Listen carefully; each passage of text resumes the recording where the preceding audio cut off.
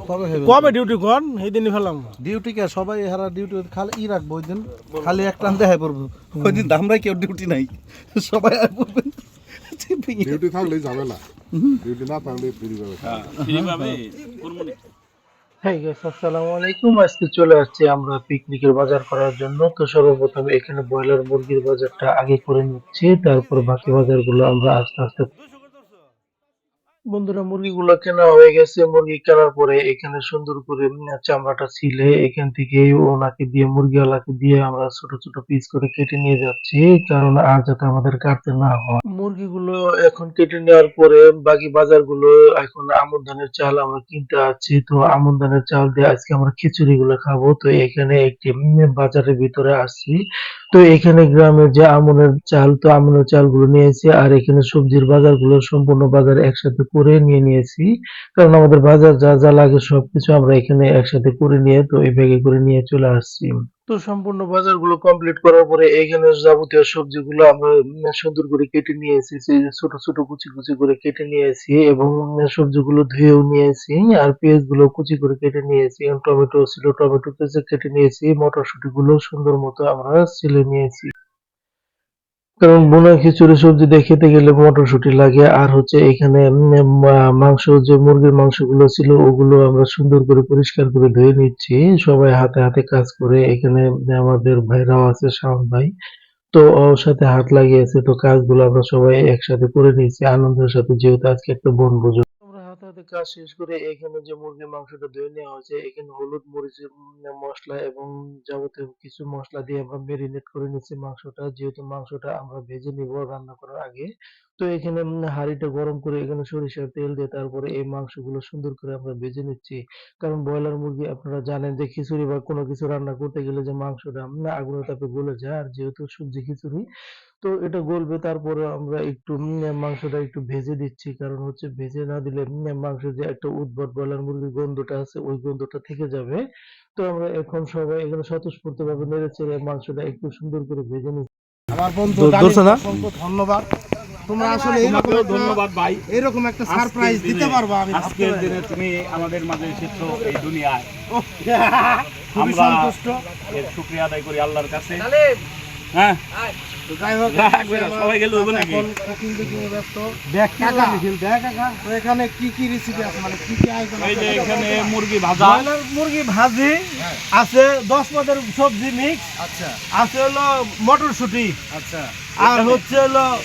লাল চাল লাল চাল তারপরে এখন চলে আসলাম মূল রান্নার ভিতরে মাংসগুলো ভাজার পরে এখন পরিমাণ মতো সরিষার তেল এখানে 1 কেজি দেওয়ার পরে এখন তেলটা গরম হয়ে আসতেছে আর এখনই রান্নাটা আমরা শুরু করে দিব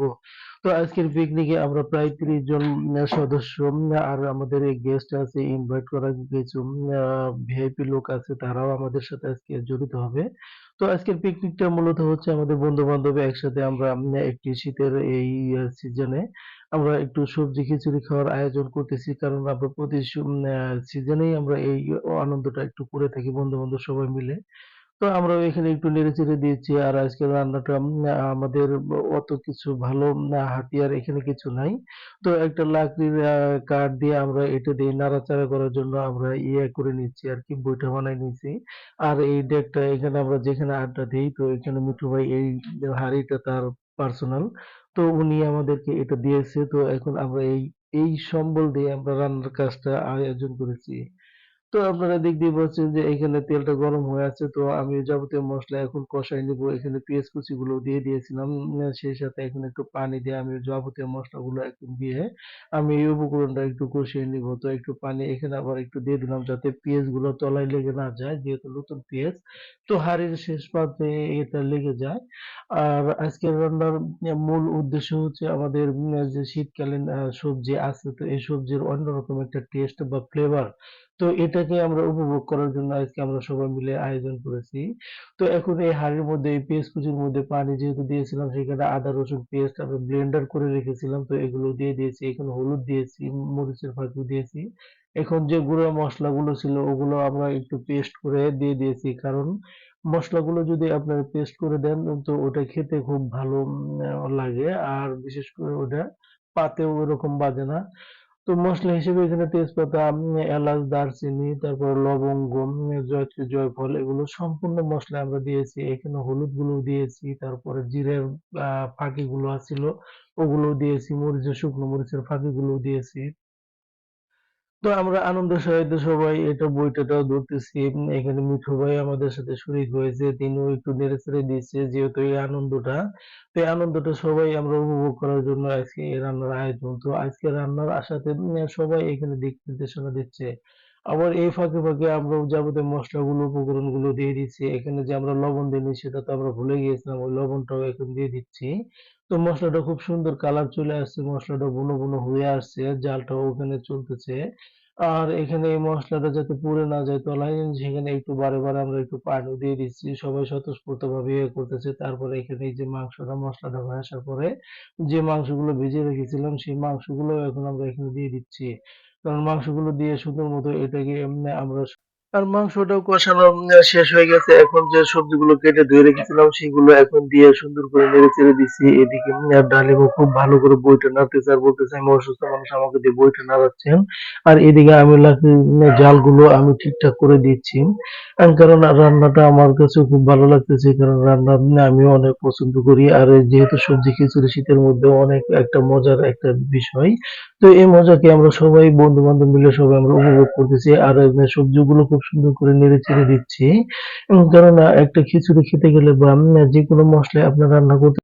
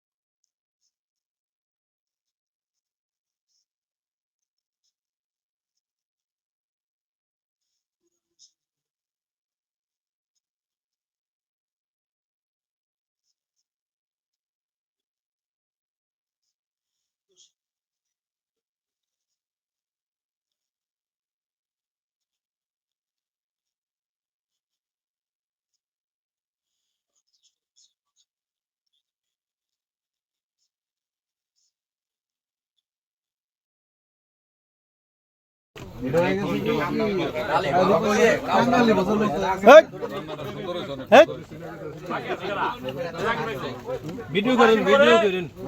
ভান্ডারের খিচুড়ি, কোনটা বান্ডারে খিচুড়ি? এই যে লেটা খিচুড়ি।